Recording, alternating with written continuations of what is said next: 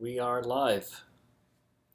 Welcome to this impromptu session. It's always so hard to get YouTube running by itself. Anytime I do something live, it's a big mess. I can't tell if things are working, if they're not. But here we are.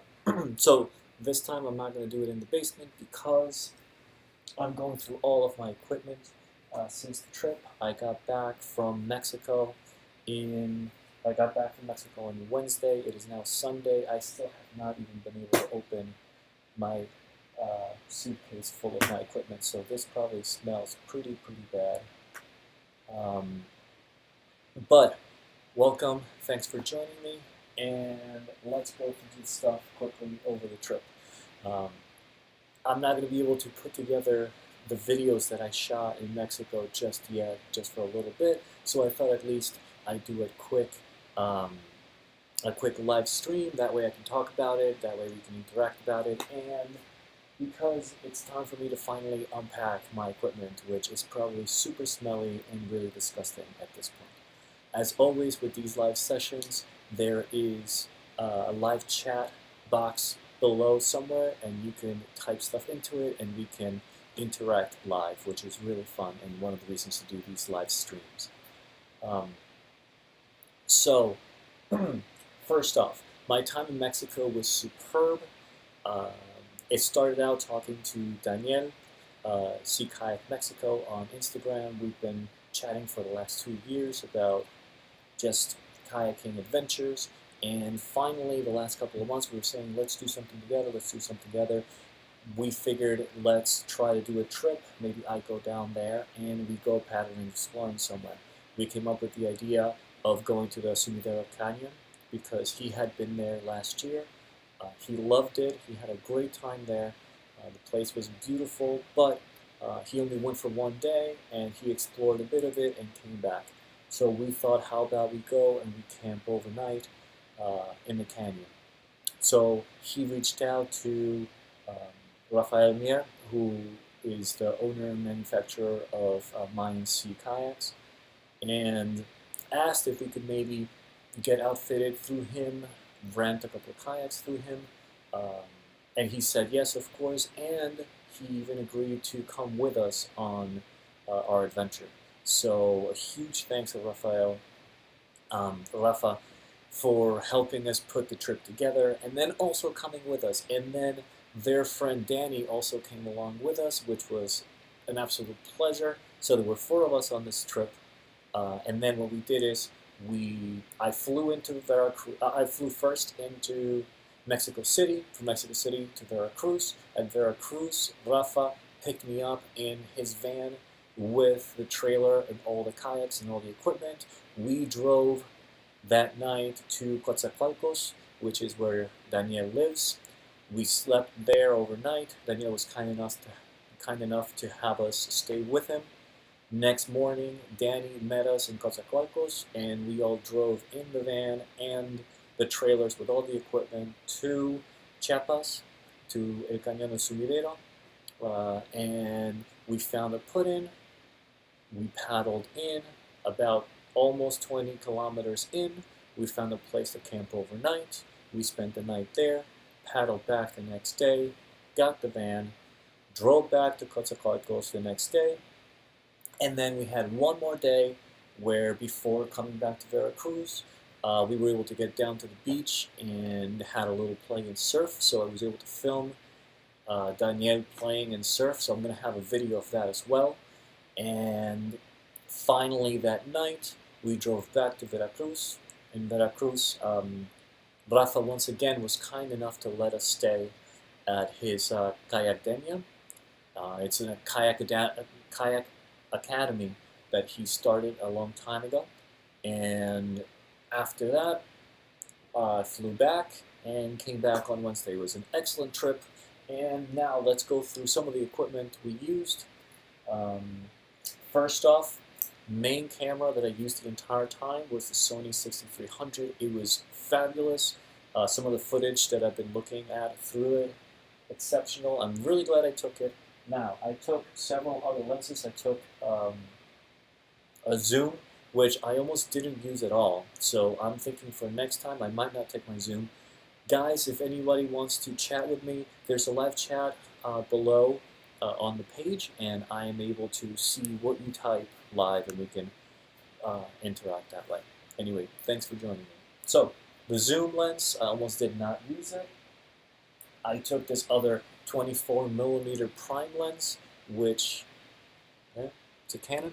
I didn't really use this one almost at all, but the lens I used the most was the Mecha wide angle 12mm.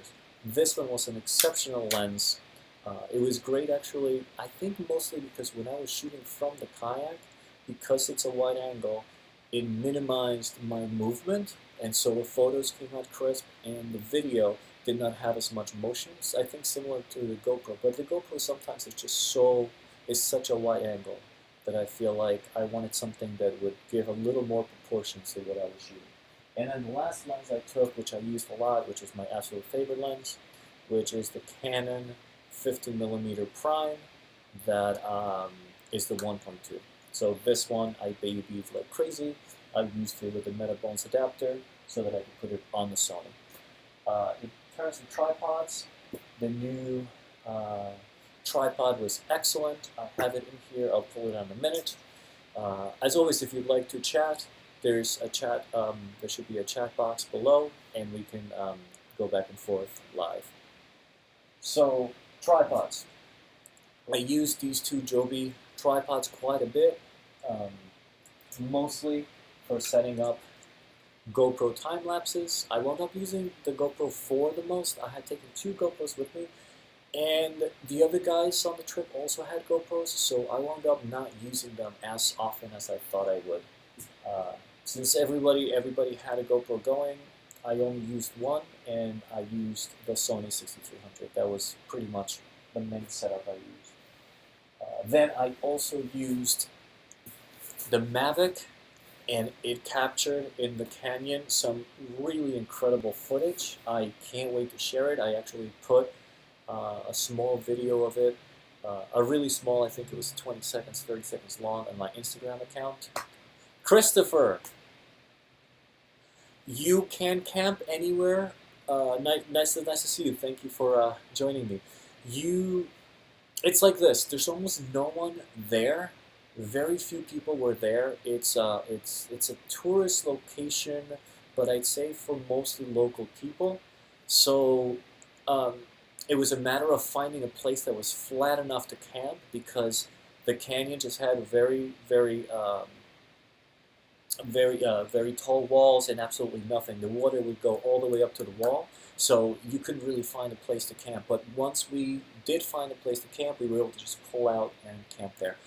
There was really no one there the entire time we were there, other than few tourist boats that were taking rides back and forth through the canyon. And I'd say we would see one every half hour or so. But it was gorgeous, absolutely stunning. So on one side it was nice that no one would bother us. On the other side, if something went wrong, we had no connection at all with the phone. We wouldn't be able to call anybody or get help other than try to get out of the canyon and then reach people. Actually, something funny that happened at the end was we were loading the kayaks before we left, and the battery ran out on the van. And it was a Monday afternoon. There was no one there, and there was no one to give us a jump start to the van. So our options were to grab the battery and walk to the nearby town, or go to one of the roads nearby and see if we could flag someone to come and hopefully give us a boost. Eventually, some local tourists were driving around, and they wanted to take a couple of pictures where we were. So after about half an hour of trying to figure out what we were going to do, another car came by and gave us a boost, and we were on our way. But for a while we thought, oh no, what are we going to do? Because there was no one there. So for the Mavic Pro, it was excellent. Oh, and also I want to say, sorry, I'm not in the basement, but you'll have to excuse the toddler toys. But in order to put all this equipment away, it was just easier for me to do it up here for a change. So the Mavic Pro. I used this foam case, which was superb on the trip because it just fits exactly into a 10-liter thick um, dry bag. So, and this was really easy to take with me on the plane. And the way I had it is I put a neoprene cover on the remote, and then I had enough space to have 2 spare batteries and the Mavic itself. And the Mavic was absolutely superb. I'm so glad I had it. It was small, it didn't take up any room in the kayak, and because of the 3 batteries, I was able to fly it, I'd say, about 5 times, maybe 6 times, because I had it. There were a couple of times when I was flying the Mavic that the walls are so tall. In the canyon, the walls are over 1,000 meters high. The water is over 200 meters deep. It is tiny, Rick. Look, that's the thing. It's absolutely incredible. I am so excited that this was definitely the right investment, especially for this trip, to be able to get the kind of footage I got from it. And look at the size. And the batteries too, because even with the Phantom, the batteries, if you had 2 or 3 extra batteries, the 2 batteries were as big as the entire drone, as the entire Mavic. So this one is definitely worth it. The footage is spectacular, but what I was saying is the walls are so tall, there were some places that it couldn't connect to satellites, so you weren't able to fly through GPS. You had to actually fly completely manual the entire time. But anyway, the Mavic, superb. 2 extra batteries. I didn't, because it couldn't connect every time, my flights were not very long, so I was able to get about 2 flights out of every battery. The other thing, because a lot of times you're supposed to really fly only once on 1 battery, so you're using your entire charge. But for a couple of the flights were really short. I just wanted to get it up, get a quick pan or 2, or maybe fly over the guys in the kayaks, and then move on to the next place.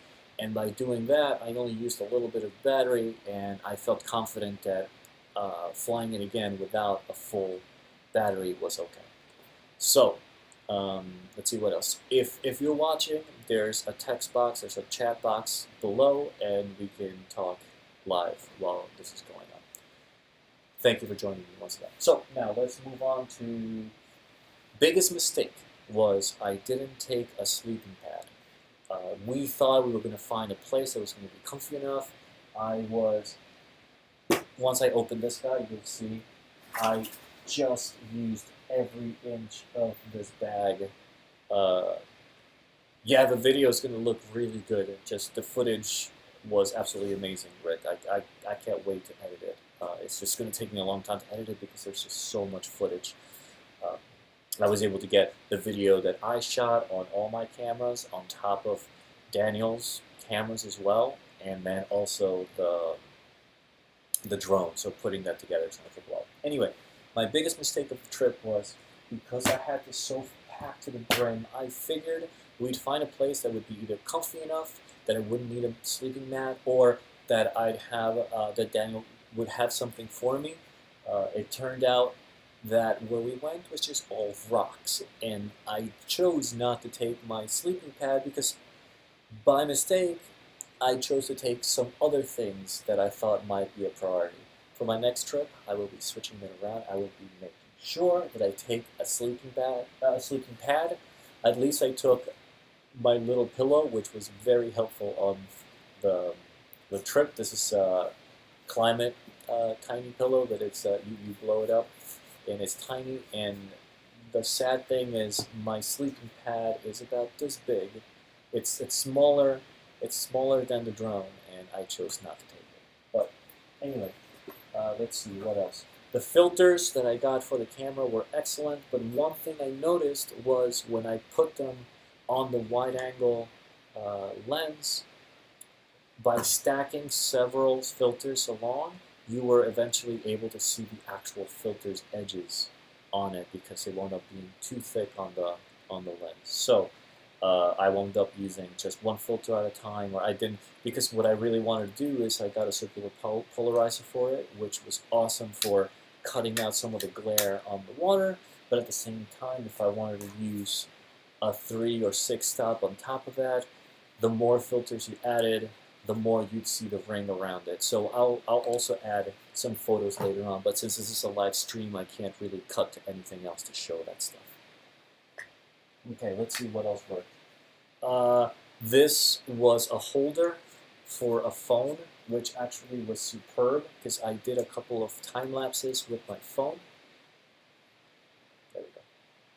So this was a tripod holder, which could easily get on any of the small tripods. And this way, not only was I able to do time lapses with the GoPro, and actually I got, I think, 1 or 2 nice time lapses with the 6300, but this way I was able to do some time lapses with my phone for just some extra B-roll footage. Okay, let's see, what else? In terms of batteries, I feel like I took too many batteries. I didn't use everything that I took. In terms of charging, the Nomad pieces were excellent for keeping my stuff charged. Now, in terms of paddles, I wanted to take my paddles with me. I chose to take the Gear Lab surf paddle just because it's shorter, as well as the Gear Lab, this was the 210. It's a bit short for me, but because they're almost the same length, these two paddles, here, I'll show you. I thought it'd be easier, well, there we go. I thought it'd be easier to take on the airplane because I obviously didn't want to check these in because for fear that someone would break them. Did you bring a solar panel on longer trips? Do you bring a solar panel on longer trips? Rick, I don't. And part of that is because I have so many batteries, like I have so many little gizmos, that I don't know if the solar panel would give me enough power for it. Because, for example, the iPhone 7 takes up so much energy when I try to recharge it, and I'm using the phone for flying the drone as well as taking some of those stationary photographs because I use it as the remote, that I don't know if that solar panel would really charge the stuff. The other thing I've realized has been that a lot of times we camp overnight, so then I wouldn't have time during the day for it to recharge. Maybe there's a way to put it on the deck of the kayak, but then I have to worry about everything being waterproof, etc. So far it's been, I just take a couple of those battery packs. I have 2 by Nomad, and those have been just fine for my trips, especially if they're not long trips. I think if they were longer trips, I might look into a solar panel. But for the stuff I'm doing, it's really not that long, so I don't know if it's really necessary. So back to the paddles. I wanted to take these with me in the plane, so I had to not fight, but I had to discuss it lightly with. And security actually didn't give me any problems at all. But whenever I would get to the gate, they'd say, "Hey, what is that? It's a paddle, blah blah," and they think that it was as big as the case that they're in. They're not. I'd show that they're smaller, and every time I got there, they fit perfectly in the overhead compartment. I would just slip them in and then put my bag on top of it. No big deal. The problem was I wanted to take my paddle, but it was just a bit too long. The 210 was just a bit too short. It felt good. It felt really good when I was paddling with it, but I had my hands on the shoulders for most of the trip because I like a longer loom, and I like that extra length. But it did feel good. When I paddle, I brought also this one in case we did do some surfing, and we wound up doing a little bit of it, but for touring, I went with the the surf paddle because the loom is a bit bigger, and I realized just my cadence and the amount of water I was pushing it around was just not as comfortable for the longer trip as it was paddling the normal Nukilic, even though the Nukilic is a bit short for me. But this was just easier to paddle. I just had to deal with having my hands a bit more on the shoulders than I normally do. But still, this was the way to go. I think if I travel again, I'm just going to take the 210. That way it's easy for me to pack. It's easy for it to fit up in the overhead compartment. And no one really gave me no one gave me any problems traveling. And then I also took with me the Norsac. It was just nice knowing it was on my front deck in case I wanted to roll up. It just gave me a little bit of security in my head that I had something extra to roll up with. Thank you for joining me. As always, if you like the chat, there is a chat box down below, and we can interact live whenever I do these live sessions.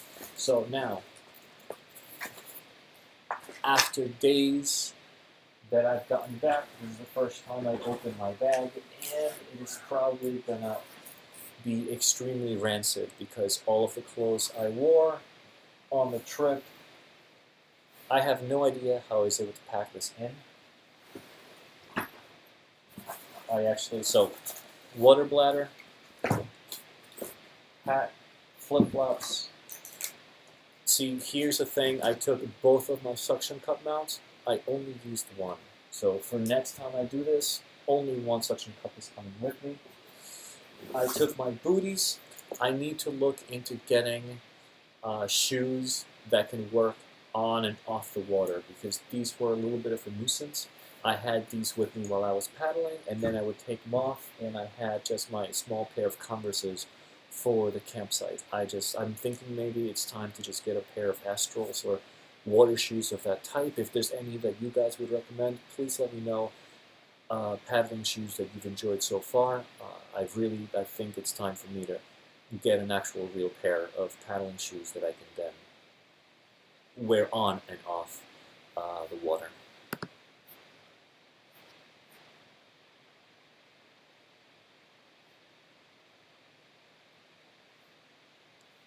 Guys, can you tell me, can anyone just type in really quick into the chat room, is this coming out live right now? Do you see what I'm saying? Am I just talking to myself? Because YouTube is claiming that my stream is off, yet it seems like it's going through. Can someone just type in quickly on there and tell me if you see what I'm saying?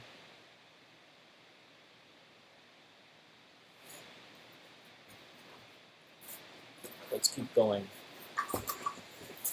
Oh, looks good. Oh, great. Thanks, guys. So it's funny. Sometimes YouTube just does these weird things, and it's telling me that it's completely off. Yet on the screen, I can see movement and I can see things are going, but it just says red, no streaming. Not even that. It just says your video is off. But all right, if it's still on, I'll keep going. PFD, I took my own PFD. This is my Kokatad Poseidon. It fit in my bag, which I am so glad it did. Somehow it fit in there. It was great to have it with me. I even took my my bladder for the back with me. At first I thought, you know what, maybe I'll just have a bottle down there, no big deal. It fit on the top of my bag. I took it with me, and I was so happy I had my bladder with me. I wound up drinking about 1 full bladder a day, and that is, let me see how much that is. That was around between 1 and 1.5 liters of water I drank while paddling each day. And I was really glad I had this because what I really like, especially if you're doing long distances, you don't need to stop every time to drink. You just pop the hose in, you drink as you're paddling, and you can do it as often as you want. Sometimes if you only have a bottle, you feel kind of bad asking other people to stop and hold on for a while to have some water. So you end up drinking less than you should. I feel like these packs allow you to just sip and stay hydrated all day without you having to feel that weird, guilty feeling of, hey, everyone, come on, hold on, let's have some more water. No, just keep drinking the entire, especially it was the air temperature was in the 80s. It was very sunny for a while, and it was really good for all of us to have lots and lots of water the entire time. I think we had about 3 to 4 liters of water each for the entire trip, and that was the like 2.5 days we did. Um, and we had enough water for the entire time, and we even used some of the water for cooking. So it was good. Okay, so PFD was excellent. This was the zoom lens I took. It's 50 to 210.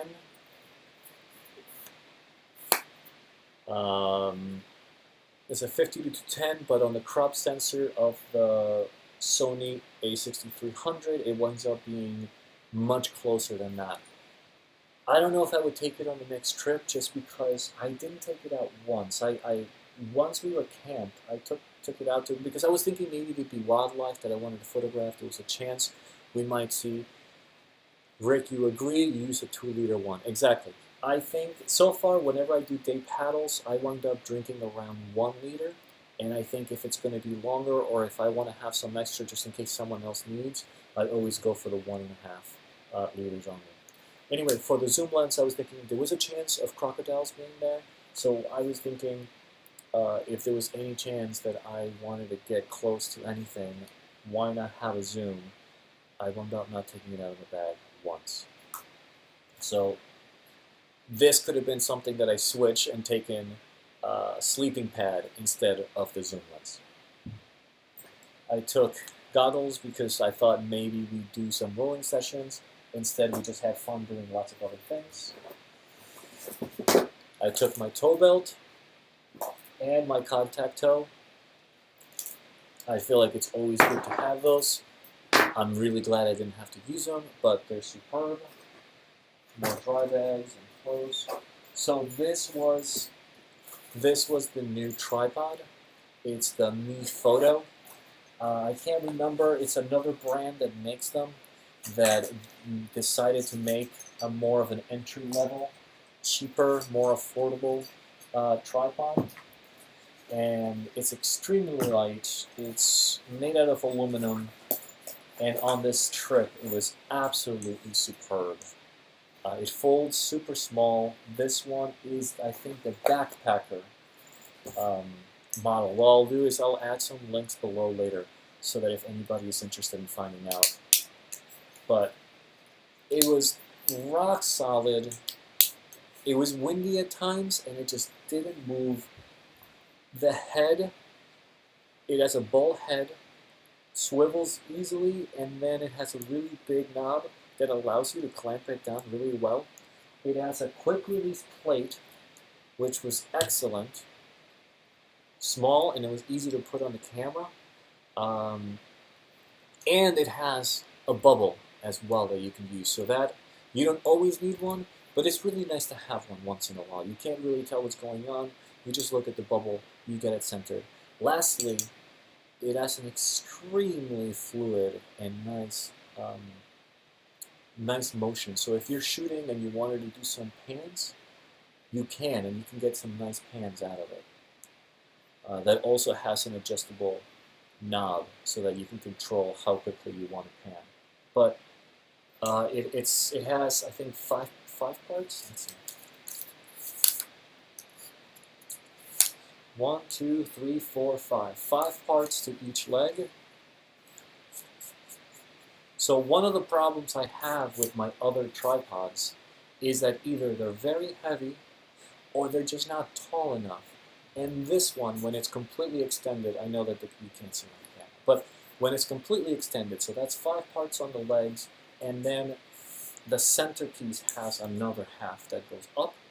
It is close to eye level. I'd say I'm 6 feet tall. It comes in at around 5 feet. So you need to lean down just a little bit, but the fact that it comes really close to your height for this size and for this weight and for how strong and sturdy it feels for what it is, it's absolutely superb. But if you were taking some bigger, heavier DSLRs or bigger lenses, this would not be. This really would not be the tripod to use. But my main setup was this 6300, and then on top of that, this was the main lens I was using, which is the Mica, or however it's pronounced. I'm sorry if I'm mispronouncing it. 12 millimeters wide angle, and this setup felt rock solid when I was taking photos. So in that sense, this tripod was perfect. It came in 2 days before the trip, and it is going to be my go-to on most trips. It's so small. It comes in a tiny little bag for carrying on its own. Everything about it, I can't say enough. We'll see if it holds up over many trips, especially salt water. We'll see how that affects it. But for now, Mi Photo Backpacker, excellent, excellent job. Let's see what else. I used all of the dry bags I got. You can never have enough of those. Hose. So another thing I learned this trip is the pleasures of rolling your clothes. You can fit so much more. My wife was completely right. She said that I should try rolling everything and I can fit a lot more. She was right. I rolled everything in case it got cold. I had a bunch of Reed Chill Cheater pieces, just some shorts and a top. And then in case it really got windy or cold, I had a Cocatat paddling jacket. I wound up not using any of it because it was just so warm the entire time we were there. But as it got cold in the evening, I just had a light fleece as well, just in case, and I put that on, and it was perfect. I wound up using my own Reed Chill Cheater skirt. It happened to fit into, I was paddling a Veracruz model made by Mayan Seas, and it fit perfectly. So it was so nice to have not only a skirt that is really watertight, but that I know fits me really well. This is the skirt I use here, and it was superb to have that with me. So you can never go wrong with Reed. Really, really makes wonderful materials. As always, guys, if you're here with me, there's a chat box below. If you type anything into it, we can interact as this video goes on. So that's always a nice feature of the live videos. These were the shorts I took with me. In terms of, I used my usual rash guards and things, and then I was also trying out, Taoist Crew sent me this rash guard to try out, which really was great. They make compression gear that's both rash guard protection from the sun, and then also is compression, so that if you're doing what do you call it? If you're doing sports related stuff rather than just being out in the sun, it's supposed to help with that as well. And it was really comfortable. It stinks. Actually, all of these clothes stink. I'm glad you can't smell this because this is absolutely horrible. But that's what happens when they stay in a bag for an entire week after a trip and sweating and using them for several days in a row. But so that was everything I took with me.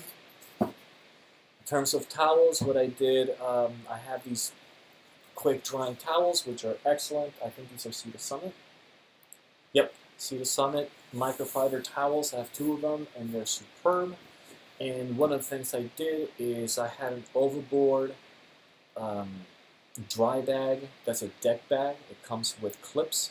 I actually gave it to Daniel as a thank you gift for letting us stay with him a couple of nights and organizing the entire trip. So I will be looking to get another one of those. But so what I did is I kept my camera in that bag, and I also kept a towel in there the entire time, so that, because when you're paddling with Using paddles, your hands are on the water the entire time, so I was able to just shove my hands into the dry bag, dry my hands in the towel, and then grab the camera and be able to take photos and film without getting anything wet. But so then let's see what else. Anything else that I didn't cover? I covered all the equipment. One last thing I did is I wound up not using my remote for my GoPro at all. I used my shoulder mount for my GoPro, so I was able to either shoot while I was paddling or just take it out, film a little bit, and put it away. That way the battery lasted a lot longer than it usually does with the remote, because if I have it over on my bow or stern, the remote uses Wi-Fi. Because of the Wi-Fi, the battery goes down much quicker. I wound up not using that at all. I just had the GoPro on me as well as my camera, so no need for remotes, and batteries lasted so much longer than they usually do. I think that about covers everything. So next, I will be editing the videos. I'm going to have one overall video for the trip. That's probably going to take me a little bit of time, but I'm so excited. Where did we go?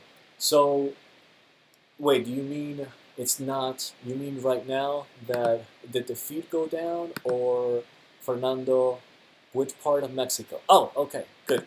So part of Mexico where we went. So we went first, I started in the city of Mexico, then went to Veracruz. From Veracruz, we drove to Coatzacoalcos.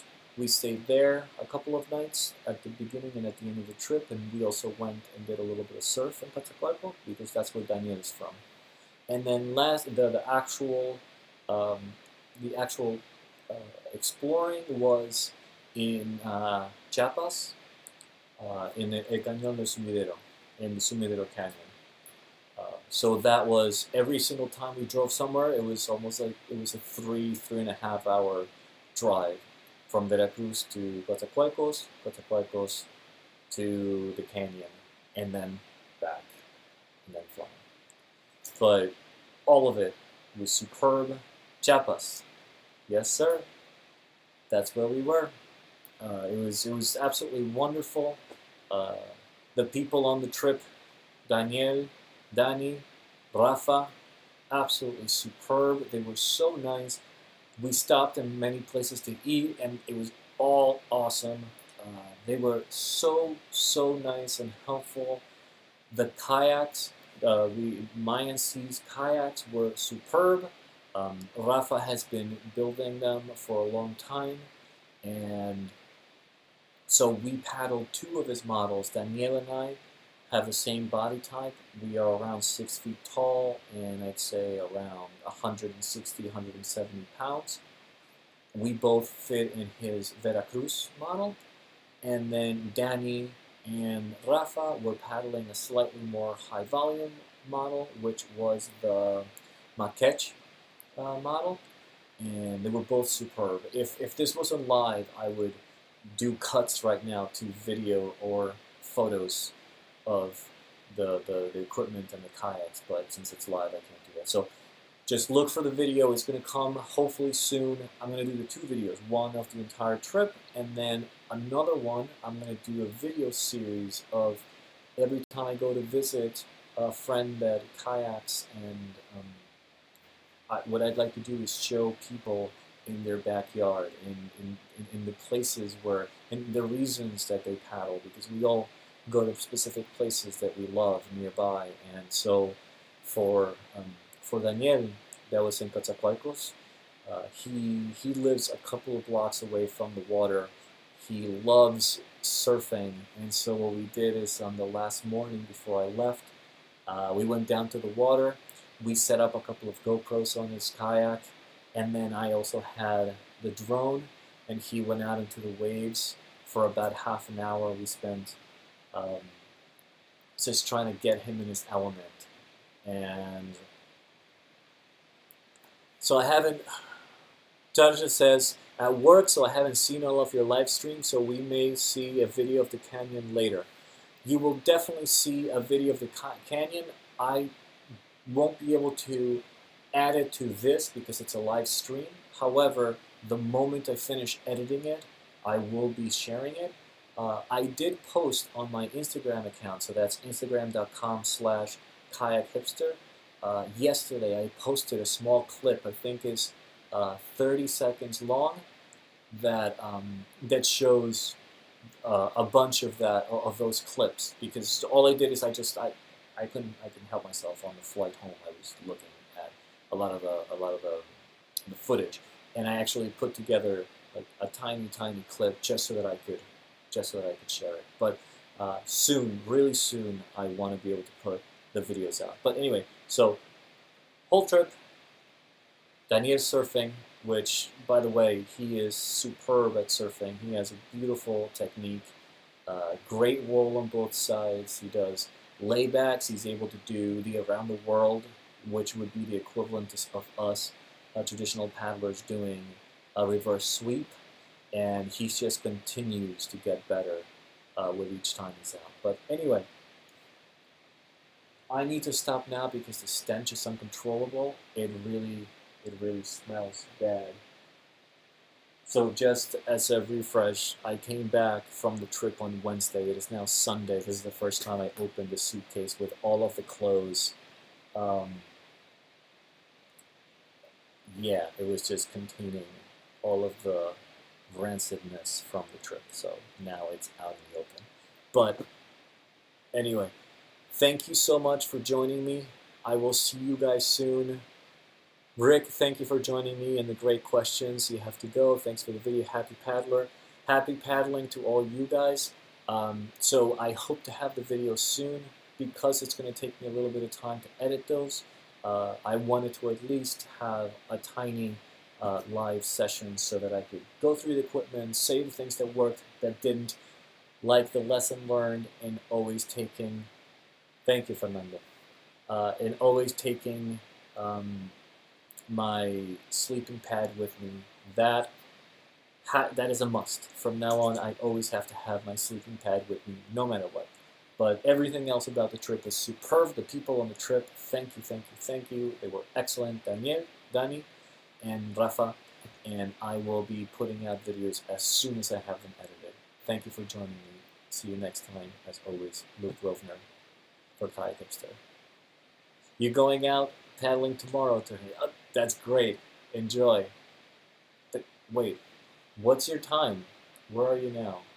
I'm guessing you are 6 hours ahead, so you're going out tomorrow, Monday. Well, enjoy your paddling. Actually, all you guys, enjoy your paddling. Talk soon. See you next time.